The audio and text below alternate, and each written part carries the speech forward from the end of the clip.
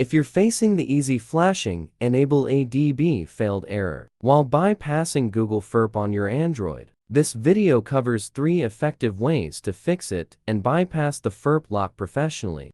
Part 1. What is Easy Flashing FERP Bypass Tool? Easy Flashing FERP Bypass Tool helps remove the FERP lock and bypass Google account verification on Samsung devices after a factory reset. It also enables ADB to fix errors like Enable ADB failed. Part 2.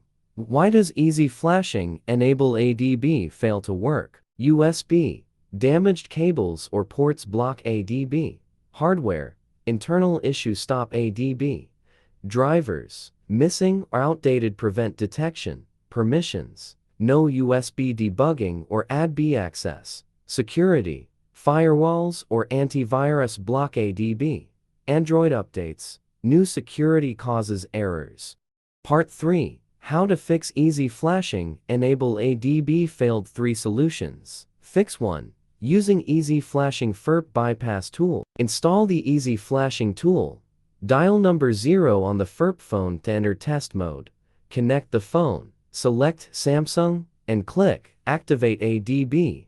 Allow USB debugging. Fix 2. Update ADB drivers. Open Device Manager. Find your phone. Right-click, choose Update Driver, and select Search Automatically. Install the latest ADB driver manually if needed. Reconnect and try Easy Flashing again.